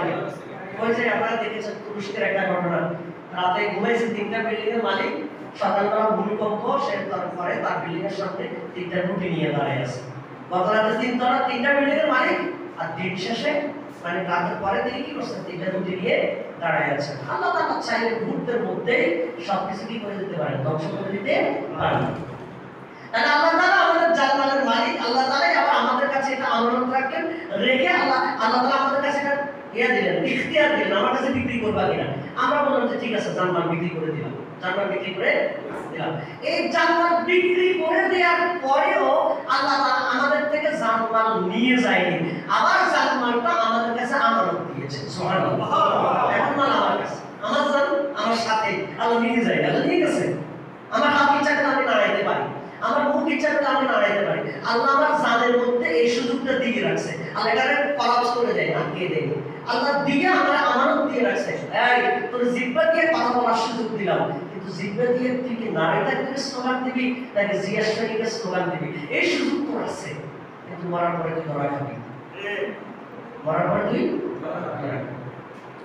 এই হাত তোকে আমি দিয়েছি, এই হাত দিয়ে কি তুই মানুষটাকে আল্লাহর দিকে ডাকছিস নাকি এই হাত দিয়ে তুই পিস্তল চালাচ্ছিস, নিজের পেশি শক্তি দেখাচ্ছিস? কোনটা করছিস অবৈধভাবে? এই হাত দুইটা করার সুযোগ আছে। আমি তোর জান্নাত তোর কাছে আবার দিয়ে রাখলাম, ভালোভাবে কাটাবি, আমার কাছে বিনিময় পাবি, মত কিছু করবি, আমার কাছে কি করতে হবে? এটা জবাবদিহি করতে হবে। তাহলে আমাদের জান্নাত আবার আল্লাহ তাআলার সৃষ্টি করা জান্নাত আল্লাহ তাআলা আবার আমাদের কাছে আমানত রেখেছেন। সুবহানাল্লাহ। এজন্য আমানত রক্ষা করা মুমিনের জন্য ফরজ। মুমিনের জন্য কি? জন্য আত্মহত্যা করা হারাম এই কারণে। আত্মহত্যা করা হারাম কি কারণে? এই কারণে কারণ আপনার জানের মালিক আপনি নিজে, হ্যাঁ, আপনার আমার চোখের মালিক আপনি আমি নিজে। এই জন্য নিজের কোনো অঙ্গ প্রত্যঙ্গের ক্ষতি করা, নিজের আত্মহত্যা করা এগুলো হারাম। 4 নম্বর সূরা নিসা আয়াত নম্বর 29 আল্লাহ বলেছেন ওয়ালা তাকতুলু আনফুসাকুম, তোমরা নিজেদেরকে নিজেরা হত্যা করো না, নিজেদেরকে নিজেরা কি করো না, হত্যা করো না। সুতরাং এই যে দেখেন আমরা দোয়ায় মাসুরের মধ্যে কি বলি, আল্লাহুম্মা ইন্নী যালামতু নাফসি যুলমান কাসীরা, অর্থ কি, হে আল্লাহ আমি আমার নিজের উপরে নিজে জুলুম করলাম। সুবহানাল্লাহ, আমি আমার নিজের উপরে নিজে কি করলাম, নিজের উপরে নিজে জুলুম করলাম। কি কারণ, কিভাবে? আল্লাহ তাআলা আমার হাত বানিয়েছেন, আমার পা বানিয়েছেন। আল্লাহ তাআলা এই হাত পা গুলো জান্নাতের জন্য বানিয়েছে, জাহান্নামের জন্য বানায়নি। এখন আমি নিজে গুনাহগার হইয়া, নিজে অপরাধ করে, নিজে যখন জাহান্নামের উপযুক্ত হইলাম, তার মানে আমার নিজের উপরে আমি নিজে জুলুম করছি। নিজের উপরে নিজে কি করলাম? আপনাদের কষ্ট হচ্ছে? না না, তারা আল্লাহ তাআলা মুমিনদের থেকে জান এবং মাল কিনে নিয়েছেন। কিসের বিনিময়ে? জান্নাতের বিনিময়ে। বিআন্না লাহুমুল জান্নাত, জান্নাতের বিনিময়ে। আমরা তো সিটির ভিতরে আছে, ঠিক না? আপনার লেখাটাই বলতে যদি বলে যে ভাই তুমি তো রাজধানীতে আসো, আমি একটু ঢাকা শহরে জমি কেনার জন্য একটা প্ল্যান করছি, তো একটু জায়গা দেখি কতটুকু। আপাতত 4-5 শতক হলেও বেশি টাকা পয়সা নেই। 5 শতকের জন্য আপনি দেখছেন প্রশ্ন দিলেন ভাই কি অবস্থা, টাকা পয়সা হাতে আছে কিনা? বলছে মোটামুটি আছে হাতে।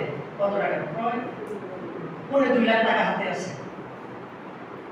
2.5 লাখ টাকা কি আছে হাতে আছে, ম্যানেজ আছে, বাকি আস্তে আস্তে ম্যানেজ করবে। ঢাকা শহরে 500 বছর করবে। আপনি তার কি করবেন? আপনি তার কি করবেন? পাগল করবেন? হ্যাঁ, 500 বছর কথা 50 লাখ। আর 50 লাখ টাকা এক কোটি টাকা জমি সে হাতে রাখছে মাত্র, তার হাতে ম্যানেজ হচ্ছে মানে 2.5 লাখ। আপনার সাথে পায়না টায়না করে আস্তে আস্তে সে আর কত মানে মানে বাকিটা 98 লাখ আর 25,000 টাকা ম্যানেজ করবে এক কোটির মধ্যে। আপনি তার কি করবেন? পাগলই তো করবেন। আপনি তো ফেসবুক স্ট্যাটাস দিয়ে দিবেন এক নতুন পাগলের সন্ধান পাইছে, ঢাকা শহরে 500 জমি কিনতে চায়, টাকা হাতে রাখছে 15 লাখ। ঢাকা শহরে 500 জমি কেনার জন্য যদি 1.5 লাখ টাকা 2 লাখ টাকা হাতে নেওয়ার পরে যদি সে ঢাকা শহরে 500 জমি কেনার জন্য যদি সে স্বপ্ন পূরণ করে, আল্লাহ রাসূল সাল্লাল্লাহু আলাইহি ওয়াসাল্লাম বলেছেন লামা তাসাউতিন ফিল জান্নাতি খায়রুম মিনাদ দুনিয়া ওয়া ফিহা, জান্নাতের মধ্যে একটা সাবুক রাখতে যতটুকু জায়গা, এতটুকু জায়গা গোটা পৃথিবীর সমস্ত সম্পত্তি বিক্রি করলেও জান্নাতের এক সাবুক জায়গার দামের সমান হবে না। ঢাকা শহরে 500 জমির জন্য যদি 2 লাখ টাকা জমা করে যদি আপনাকে জমি কিনতে যদি বলে, সেই লোক যদি পাগল হয়, জান্নাতে আপনি আমি যেতে চাই, কি পরিমাণ পুঁজি নিয়ে জান্নাতে আশা করতেছি, আপনি আমিও তো এক জাতের পাগল। আপনি আমিও তো এক জাতের পাগল। জান্নাতের এই জমি কেনার জন্য কি পুঁজি আমি সংগ্রহ করলাম, কি পুঁজিটা আমার আছে? একটা খাটো কালো একটা গরিব মেয়েকে বিবাহ করা যত সহজ, একটা ধনীর মেয়ে রূপসী সুন্দরী অনেক উচ্চশিক্ষায় শিক্ষিত অনেক হাই প্রোফাইলের একটা মেয়েকে বিয়ে করা কি এত সহজ? এত সহজ? আপনি যত উপরে যাবেন আপনাকে তত বেশি স্যাক্রিফাইস করতে হবে। আল্লাহ সাল্লাল্লাহু আলাইহি ওয়াসাল্লাম বলেছেন লাউ আন্না ইমরাআতাম মিন নিসাই আহলিল জান্নাহ, জান্নাতের রমণীদের একজন রমণী যদি পৃথিবীর দিকে যদি একবার যদি দৃষ্টি নিক্ষেপ করতো, লাতুমিসাতে শামসু, তাদের চোখের সৌন্দর্যের কারণে সূর্যের আলো পর্যন্ত দেখা যেত না। সুবহানাল্লাহ। আপনি জান্নাতে গিয়ে আমরা একটা রমণী পাইবেন মাত্র 1 লাখ টাকা দিয়ে, মাত্র 10 টাকা দিয়ে। আল্লাহ তাআলা বলেছেন আমরা সূরা কাসাস আয়াত নম্বর 83, তিলকা দারুল আখিরাতু নাজআলুহা লিল্লাযিনা লা ইউরিদুনা উলুবান ফিল আরদি ওয়ালা ফাসাদা, জান্নাতের এই সেই ঘর আমি তাদের জন্য তৈরি করে রেখেছি যারা দুনিয়াতে বড় কিছু হতে চায় না। জীবনের সব স্বপ্নকে কিনেছে ওরা খুবই অল্প দামে, হাসি মুখে দিয়েছে প্রাণ বিলিয়ে মহান প্রভুর নামে। এই জীবনটা আল্লাহর রাস্তায় কোরবানি করার মতো একটা মানসিকতা থাকতে হবে। জীবনটা আল্লাহর রাস্তায় কোরবানি করার মতো একটা মানসিকতা থাকতে হবে। তখন আল্লাহর কাছে গিয়ে বলা যাবে আল্লাহ আপনি জান্নাতটা আমার কাছে আমানত দিয়েছিলেন, আমি আমানতটা রক্ষা করার জন্য চেষ্টা করছি। আপনার জান্নাতের সাথে ব্যয় করার কোনো খবরই নেই। আর মনে আছে ওই যে আমাদের আমিনাতা ভাই মজা করে বলেন যে জান্নাত থেকে পালিয়ে এসেছে, মানে এমন ভাবসা জান্নাত তো আমার নিশ্চিত, জান্নাত আমার নিশ্চিত। এক একজনের ভাবসাটা এমন। আসলে কি জান্নাত আমাদের জন্য নিশ্চিত? জান্নাত অনেক। আল্লাহ রাসূল সাল্লাল্লাহু আলাইহি ওয়াসাল্লাম বলেছেন, আলা ইন্না সিলআতাল্লাহি গালিয়া, আলা ইন্না সিলআতাল্লাহি গালিয়া। আল্লাহ রাসূল বলেন, জেনে রাখো, আল্লাহ তোমাদেরকে যে বিনিময় দিবেন, আল্লাহ তোমাদেরকে যে পণ্য দিবেন, এই পণ্যটা অনেক দামি, অনেক দামি। সুবহানাল্লাহ। এটার জন্য জীবনটা ব্যয় করতে হবে, এটার জন্য জীবন ব্যয় করতে হবে। আমরা তো মানে কি করছি? আমরা এখানে এমন থাকতে পারেন যে কোনো আমরা মোকাদ্দমা খান নেই, খারাপভাবে নিয়ে না, এমনও থাকতে পারেন যে আলহামদুলিল্লাহ 5 তারিখের পরে যে উদ্দীপনা এসেছে, কেউ কেউ থাকতে পারেন 5 তারিখের আগে উদ্দীপনা ছিল না, অসুবিধা নেই, আলহামদুলিল্লাহ এক ছেলে হলো, আল্লাহ মাফ করুন, যদি 6 মাস পরে আবার 5 তারিখের আগে অবস্থা হয় থাকতে পারবেন তো ইনশাআল্লাহ, আল্লাহ কবুল করে। কিন্তু তারপরে এরকম হবে, তখন ভাববে যে ভাবছিলাম একটা ভালো সময় আসছে, এই লাভ নাই, কোনো রকমের 6 মাস ভালো ছিল, আবার আগের মতো, আবার কখন ভালো পরিবেশ আসলে দেখা যাবে। আসলে এরকম অনেক সত্যিও আছে কি অনেক আপনি কিসের আন্দোলন বুঝলেন? আপনার আন্দোলন তো হবে আল্লাহর দিনের জন্য শতভাগ স্যাক্রিফাইস করে দিতে পারলে এটাই হলো তৃপ্তি, এটা হলো তৃপ্তি। আমি আল্লাহর জন্য নিজেকে সঁপে দিচ্ছি, এর থেকে বড় তৃপ্তি আর কি আছে? রাজশাহী বিশ্ববিদ্যালয়ের ইসলামের ছাত্র শিবিরের একজন ভাই ছিলেন আশফাকুর রহমান বিপু ভাই। সন্ত্রাসীরা আমার হাত কেটে নিয়েছে শিবির করার অপরাধে। সাংবাদিকরা পরে জিজ্ঞেস করলো, আপনার হাতটা চলে গেল, আপনার মন্তব্য কি? তিনি বললেন, আমার জন্য আফসোস, আমার হাতটা চলে গেল। আমি চেয়েছিলাম গোটা জীবনটা দিতে, শুধু হাতটা গেল। তারপর আমি আল্লাহ তাআলার শুকরিয়া আদায় করছি এই কারণে, এই বিশ্ববিদ্যালয়ের হাজার হাজার ছাত্রছাত্রীর মধ্যে আল্লাহ তাআলা আমার হাতটাকে কবুল করেছেন, এই জন্য আমি তার জন্য খুশি। আল্লাহ দিনের জন্য স্যাক্রিফাইস এইভাবে করতে হবে, আল্লাহ দিনের জন্য স্যাক্রিফাইস এইভাবে করতে হবে। আমরা মানে একেবারেই নগণ্য, একেবারেই তুচ্ছ, মানে গত 15 বছর কিছু টাকা কিন্তু আমরাও খেয়েছি, একেবারেই কম, খুব বেশি কিছু না, কিন্তু যতটুকু খেয়েছি আমার মনে আছে। বাইতুল মোকাররম ছিলেন 11 সালের এপ্রিল মাসের 4 তারিখ বাইতুল মোকাররমের সামনে একটা মিছিল প্রচন্ডভাবে মানে পুলিশ লাঠিচার্জ করেছে। তো লাঠিচার্জ করার পর আমি একটা 2-4টা বাইক খাইছি। তো 6-7 মাস পরে মাঝে মধ্যে মানে একটু ব্যথা লাগতো, একটা না, হঠাৎ করে 6-7 মাস পরে একটু ব্যথা লাগতো। আমার খুব ভালো লাগতো, 6 মাস পরে যদি আমার একবার ব্যথা লাগতো আমি খুশি হতাম। অন্তত এক ছিল যদি গুনাহ মাফ হয়, খারাপ কি? এক ছিল যদি গুনাহ মাফ হয় কি খারাপ?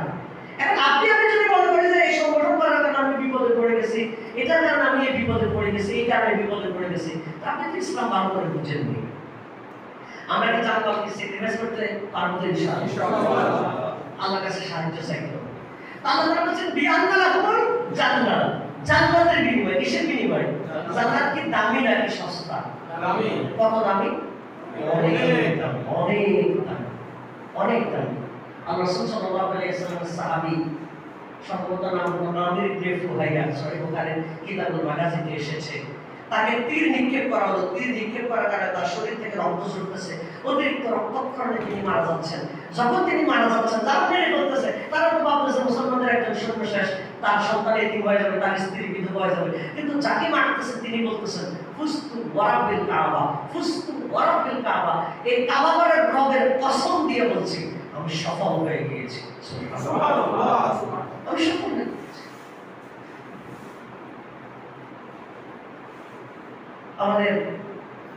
আমাদের নেতৃবৃন্দ আব্দুল কাদের মোল্লা ভাই, মতিউর নিজামী সাহেব, কামরুজ্জামান সাহেব, তারা একজনের যে কথাগুলো বলেছেন, মাননীয় মতিউর নিজামী সাহেব বলছেন যে যুদ্ধের ময়দানে শাহাদাতের সুযোগ পাওয়া যায়, বিনা যুদ্ধে শাহাদাতের সুযোগ পাচ্ছি, এটা তো বিশাল সৌভাগ্যের ব্যাপার। আজ আপনারা ইউটিউবে পাবেন অধ্যাপক রমাদান সাহেব যখন 2012 সালের অক্টোবরের দিকে, সম্ভবত অক্টোবরের দিকে, এরকমের দিকে বলে যখন ওনাকে যখন জানুয়ারি ফেব্রুয়ারির দিকে 12 সালে ওনাকে যখন গ্রেপ্তার করা হবে, তখন এটিএন বাংলা সবকিছু সাক্ষাৎকার নিয়েছে, এখন ইউটিউবে আছে। ওনাকে জিজ্ঞেস করছে, আপনাকে যদি গ্রেপ্তার করা হয় তো 90 বছর বয়স, বয়স কত বয়স? উনি কাঁপতেছেন, কেবে বলতে মানে কাঁপতেছেন মানে বয়সের কারণে। তিনি বলতেছেন গ্রেপ্তার, এটা তো আমি বহু আগে পাস করে ফেলেছি। এমন হাসতেছেন, বলছে এটা তো আমি আরো বহু আগে পাস করে ফেলেছি। বলছে আপনার কি ভয় লাগে না? বলছেন ভয়, মুমিনের জন্য আল্লাহ ছাড়া কাউকে ভয় করা তো জায়েজ নেই। বলছে আপনাকে যদি ফাঁসি দিয়ে দেয়, তিনি বলতেছেন সারাটা জীবনের স্বপ্ন ছিল শহীদ হব, আন্দোলন থেকে দায়িত্ব অব্যাহত নেওয়ার কারণে ভাবলাম বয়স শেষ হয়ে গেছে, আর এই সুযোগ পাবো না। আল্লাহ তাআলা যদি এই বয়সের সাথে আমাকে এই সুযোগ দেয়, এটা তো আমার বড় সৌভাগ্যের ব্যাপার। আমার সাথে আমার একজন ভাই পড়তো, সে চাকরি করতো, অনেকদিন আমার বলতেছে গোলাম আজমের ব্যাপারে আমার ধারণা ছিল যখন আমি নিজে পাবো তাকে নিজ হাতে গুলি করে দিব। ভাই বিশ্বাস করেন, গতকাল গোলাম আজমের বক্তব্য শোনার পর আমার মনে হচ্ছে নিঃসন্দেহে গোলাম আজম একজন নিরপরাধ মানুষ, কারণ অপরাধী মানুষের মুখ থেকে 90 বছর বয়সে এত শক্ত কথা বের হতে পারে না। এটা হলো মুমিনের কাজ, এটা হলো মুমিনের কাজ। আমার পরে আছে বলে যেটা খারাপ দেখাচ্ছে, আমরা একবার কিছু ধরে রেখেছি, রেখে পরে ওই মামলা থেকে গ্রেপ্তার হয়েছি, ওই দিন গ্রেপ্তার হই। আমরা এক জায়গায় গিয়ে একটা বিল্ডিং কাজ চলতেছে, বাথরুমের সিটার মধ্যে আমরা কয়েকজন আড্ডা করছি। আমরা কিছুটা স্বাভাবিক, একজন বেশি বলতেছে আমার চাকরি দেয়, আমার চাকরি দেয়, আমার চাকরি দিয়ে হবে, মানে অস্থির হয়ে গেছে। আরে বাবা, আপনার চাকরির বিপদে এটা আল্লাহ দেখতেছে না? কে দেখতেছে? আমার সমস্যা কি? অস্থির হয়ে যাবে যাতে চাকরি চলে যায়, তারা কি না খেয়ে পড়ে? যদি আপনার চাকরি চলেও যায়, আপনি আমার কাছে বলতে পারবেন আল্লাহ তোমার আসলে সাহাবী বলতো বাড়ি করছে, আমার তো আপনার চাকরিটা গেছে, আর তুমি কবুল করো। সুবহানাল্লাহ। স্যাক্রিফাইসের মানসিকতা কত রাখতে হবে। ভয় পেন না, আমাদেরকে দেখি সব হারাই দিবে, ভয় পেন না। এখন পরিবেশ ভালো আছে আলহামদুলিল্লাহ। পরিবেশ ভালো থাকতে থাকতে ইমান মজবুত করে নেন, পরবর্তীতে পরিবেশ খারাপ হলে আর মন খারাপ হবে না। না, পরিবেশ যদি এখন খারাপ থাকে এত পড়াশোনা টাইম হতে হবে, এর আগে তো দূর হবে। বিয়াল্লাহ এখন জানা ইউকাতিলুনা ফি সাবিলিল্লাহ, সেই মুমিনদের কাজ কি তারা আল্লাহর রাস্তায় সংগ্রাম করে। আল্লাহ রাব্বুল আলামিন পবিত্র কোরআনের 61 নম্বর সূরা সাফফাত 7 নম্বর আয়াতে বলেন, ইন্নাল্লাহা ইউহিব্বুল্লাযীনা ইউকাতিলুনা ফি সাবিলিহি সাফফান কাআন্নাহুম বুনিয়ানুন মারসুস। Verily Allah loves those who fight in His cause in wrath as if they were a solid structure. নিশ্চয় আল্লাহ তাআলা তাদেরকে ভালোবাসেন যারা তার দ্বীনের জন্য সংগ্রাম করে সীসা ডালা প্রাচীরের মতো। দেয়ালের মধ্যে আঘাত করলে কুরআন ফেরত আসবে, দেয়াল ভাঙবে না। ইসলামী আন্দোলন যারা করে তাদের সংঘবদ্ধতা এত মজবুত হবে, এই সংঘবদ্ধতাকে যারা ভাঙতে আসবে তারা খামখা হয়ে যাবে, কিন্তু আল্লাহর দ্বীনের সংগঠন ভাঙবে না। আলহামদুলিল্লাহ, আলহামদুলিল্লাহ। যে পরিমাণ নির্যাতন আমাদের কাফেলার উপর দিয়ে এসেছে, এই পরিমাণ নির্যাতনের 100 ভাগের 10 ভাগ যদি নির্যাতন আওয়ামী লীগ বিএনপির উপর আসতো, তাদেরকে বাটি চালক দিয়ে বুঝে পাওয়া যেত না। আমাদের এই টিকে থাকাটা এটা আমাদের কি দিকতে নয়, আমাদের এই টিকে থাকাটা হলো আমরা আল্লাহর কাজ করি। সুবহানাল্লাহ, এই চেয়ে বড় কিছু না। আমাদের সংগ্রামটা কার জন্য? আল্লাহর জন্য। পৃথিবীর এইটুকু জয় পরাজয়, সফলতা ব্যর্থতা শেষ কথা নয়, জনতার সাগরে বলে যেতে চাই মুমিনের কোনোদিন পরাজয় নেই, কোনোদিন পরাজয় নেই, কখনো না। মুমিনের কোনো পরাজয় নেই, জেলে থাকেন বাহিরে থাকেন, মুমিনের কোনো পরাজয় নেই, কখনো না। আমার মনে আছে 2009 সালের জুলাই মাসে আমাদের কিছু ভাইদেরকে গ্রেপ্তার করেছিল। গ্রেপ্তার করার পরে তখন কোন পুলিশের প্রধান ছিল মিজানুর রহমান। আমি স্বাস্থ্য একটু হালকা পাতলা ছিলাম সেই কারণে, কারণ 9 সালটা আর কত বছর আগে কথা, আরো তো প্রায় 16 বছর আগে কথা।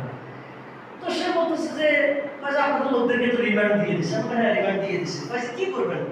আমরা বললাম যে আমরা আইনিভাবে মোকাবেলা করবো। সে বলতেছে কয়দিন পরে তো আপনাদের কত হবে। আমরা বলছি না আমি জানি আমাদের কত হবে, আমরা জানি। আমি যখন জেলা সেক্রেটারি বলছি না আমরা জানি, আমরা জানি আমাদের কত হবে। সে বলতেছে যে এত কিছু করার পর আপনারা শক্তিমান কোথায়? তার মানে যে মুমিনের তো কোনো পরাজয় না। আল্লাহ রাসূল বলেছেন মুমিনের দুনিয়ার জীবনটা একটা পরীক্ষা। এটা তো সামান্য, এটা কেউ অপরাধী হবে, কেউ নিরপরাধী হবে। আল্লাহর আদালত যখন কায়েম হয়ে যাবে, আজকের যারা পাপিষ্ঠ আছে তারা সেই দিন যখন অপরাধী প্রমাণিত হয়ে যাবে, সেই দিন আল্লাহর দরবার থেকে তারা বাঁচতে পারবে না। আমার এখনো মনে আছে কোর্ট পুলিশ প্রধান নাম ছিল মিজানুর রহমান। সে আমার সামনে টেবিলে থাপ্পড় দিয়ে বলতেছে, হুজুর আওয়ামী লীগ বিএনপি কোনো দলের মধ্যে পড়ে না, এগুলো কোনো দলের মধ্যে পড়ে না। কেন বলতেছে? কারণ আমরা যে বলছি আমাদের কোনো কি নেই, হতাশা নাই। না হতাশা কেন? আমরা কাজ করবো কার জন্য? তারা আল্লাহর রাস্তায় লড়াই করে, ফায়াতুলুনা ওয়া ইউকতালুন, তারা মারে এবং মরে, তারা মারে এবং মরে। শুধু মরে না, মারে। ধরে না, ধরলে ছাড়া, নিয়ম এই ইসলামের বিধান এরকম। কিন্তু আমরা তো শুধু মনে করি যে সারা জীবন শুধু মায় খাওয়া লাগে। না, মাঝে মধ্যে মায় দেওয়া লাগে, তবে এটা নিষিদ্ধ বিধান। এটা সিস্টেম অনুযায়ী। তো তাহলে আপনার মধ্যে কি থাকতে হবে? ওই এই চেতনা থাকতে হবে।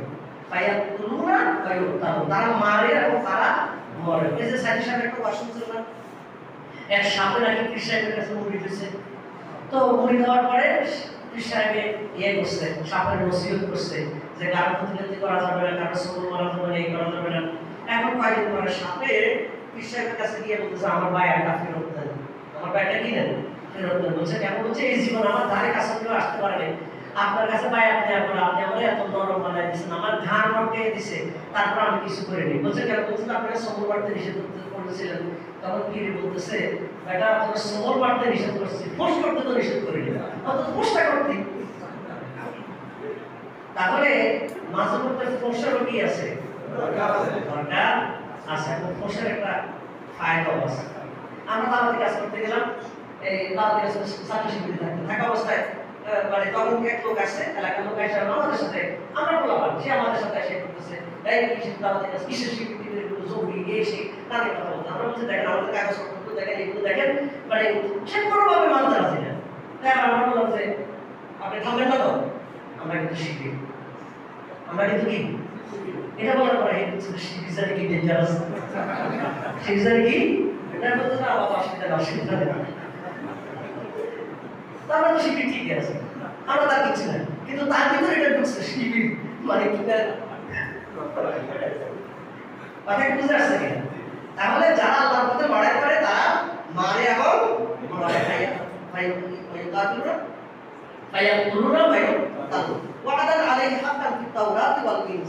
এটা তাদের জন্য আল্লাহর পক্ষ থেকে পাকাপোক্ত ওয়াদা রয়েছে। আল্লাহ এই ওয়াদা তাওরাতে করেছেন, এই ওয়াদা ইনজিলে করেছেন, এই ওয়াদা কোরআনে করেছেন। কি ওয়াদাটা করেছেন? আল্লাহ তাআলা তাদেরকে আল্লাহর পথে চললে জান্নাতের ওয়াদা করেছেন। সুবহানাল্লাহ। সব কিতাবে আল্লাহ বলেছেন, কোরআনে বলেছেন ওয়ামান আওফা বিআহদিহি মিনাল্লাহ, আল্লাহর চাইতে উত্তম ওয়াদা পূরণকারী আর কে আছে? সুবহানাল্লাহ। আল্লাহর ওয়াদা কি মিথ্যা হতে পারে? 4 নম্বর সূরা নিসা আয়াত 86, ওমান আসদাকু মিনাল্লাহি কিলা, আল্লাহর চাইতে উত্তম সত্যবাদী আর কে হতে পারে?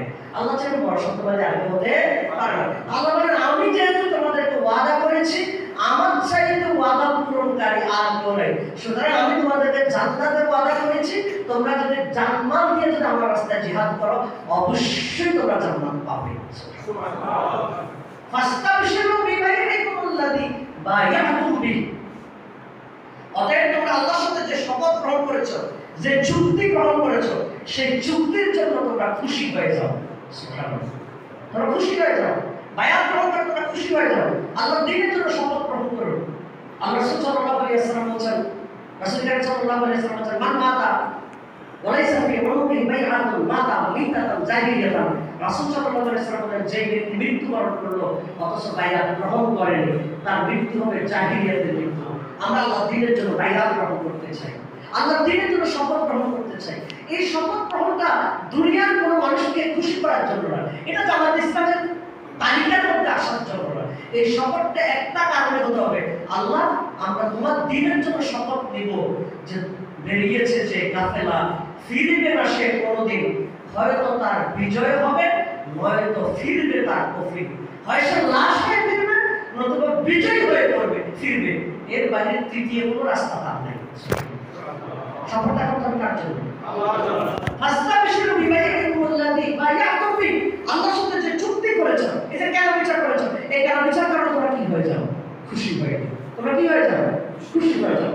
আপনারা জানেন ওই যে উসমান রাদিয়াল্লাহু তাআলার ব্যাপারে যখন হত্যার গুজব উঠেছিল, তখন সাহাবীগণ উসমান রাদিয়াল্লাহু হত্যার প্রতিশোধের জন্য বায়াত গ্রহণ করেছিলেন। আল্লাহ তাআলা 48 নম্বর সূরা ফাতির 10 নম্বর আয়াতে বলেছেন ইন্নাল্লাযীনা ইউবাইউনাকা ইন্নামা ইউবাইউনাল্লাহ ইয়াদুল্লাহি ফাওকা আইদিহিম, হে নবী তারা যখন আপনার হাতে বায়াত গ্রহণ করেছিল, তারা আপনার হাতে বায়াত গ্রহণ করেনি, তারা মূলত আল্লাহর হাতে বায়াত করেছে। তাদের হাতের উপরে আল্লাহর হাত ছিল। সুবহানাল্লাহ। তাদের হাতের উপরে আল্লাহর হাত ছিল। এই ওই 48 নম্বর সূরা ফাতির 8 নম্বর আয়াতে আল্লাহ বলেন লাকাদ রাদিয়াল্লাহু আনিল মুমিনিন ইয ইউবাইউনাকা তাহতা শাজারা, মুমিনরা যখন গাছের নিচে শপথ গ্রহণ করেছিল, এই শপথ গ্রহণের কারণে আল্লাহ তাআলা তাদের ব্যাপারে খুশি হয়ে গেছে। সুবহানাল্লাহ। তার সিদ্ধান্ত নিয়েছে আমরা 1400 জন জীবন দিব, ওসমান হত্যার প্রতিশোধ না নিয়ে আমরা যাব না। একজন জীবন দেওয়া লাগে নাই, ওসমান রাদিয়াল্লাহু তাআলা জীবিত ফিরত এসেছেন। তার সফরটাই একটা, অনেক সময় বিজয়ের জন্য সফরটাই একটা বড় শক্তি। সফরটা একটা কি শক্তি? বড় শক্তি। এই যে মাঝে মধ্যে পত্রিকাতে রিপোর্ট আসে না যে জামাতের 1000 রকম 1 লাখ রকম পত্রিকাতে আসে না, এগুলো নিয়ে কিন্তু তারা বহু মানে অনেক একটা তোলপাড়, যেদিকে রিপোর্টটা হয় একটা তোলপাড় হয়ে যায় জামাতের এত এত রকম আছে। তার মানে তারা এটা খুব হিসাব করে, একটা হিসাব করে। এটা কি করে?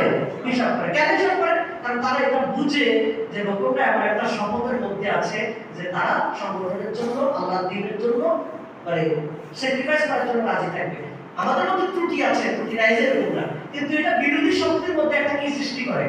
একটা ভয় আতঙ্ক সৃষ্টি করে। সুতরাং শপথ গ্রহণ করাটাই আপনার আমার ভবিষ্যৎ কর্মসূচির জন্য এটা একটা ভালো আপনার আমার জন্য উপকার হয়ে যেতে পারে। এজন্য আল্লাহ তাআলা বলছেন তোমরা আমার সাথে যে চুক্তি করেছো সেই চুক্তির কারণে কি হয়ে যাও? খুশি হয়ে যাও, আনন্দিত হয়ে যাও, বিরক্ত মনে করা যাবে না। এখানে সাবেক সাথী সদস্য থাকতে পারে, এরকম ছাত্রছাত্রীরা আছে থাকতে পারে, বিদায় নিয়ে বছর পর বছর ঘুরে অগ্রসর হয়, আরেকটু দেখি এখন জড়ানোর দরকার কি, আরেকটু সময় নেই, কি করতে চান আপনি, কেন করতে চান, সমস্যাটা কি, মানে আপনি কি করতে চান, আজকে যদি হঠাৎ আপনার মৃত্যু এসে কি করবেন? এজন্য এগুলোতে কোনো গড়িমসি করে কোনো লাভ নাই।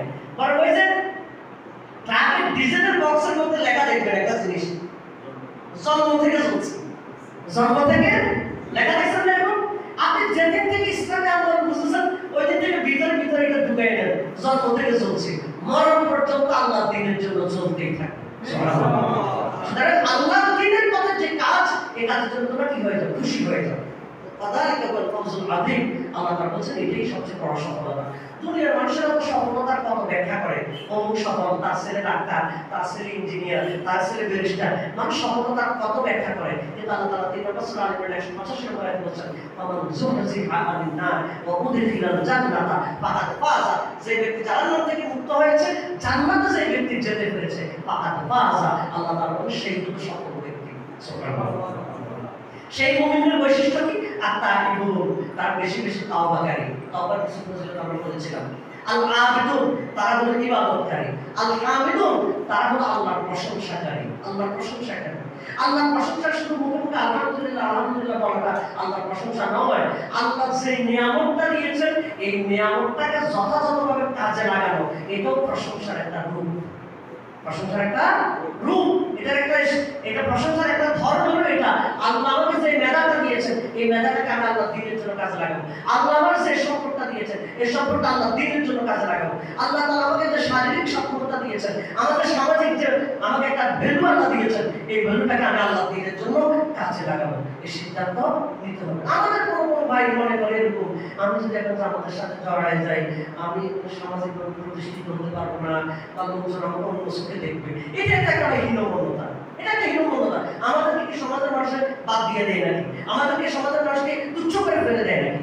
আপনি মনে করবেন যে আল্লাহ দ্বীনের জন্য আমি থাকবো, এটাতেই আমার সম্মান, এখানে যদি আমার অপমান হয়, সেই অপমানটাই আমার সম্মান।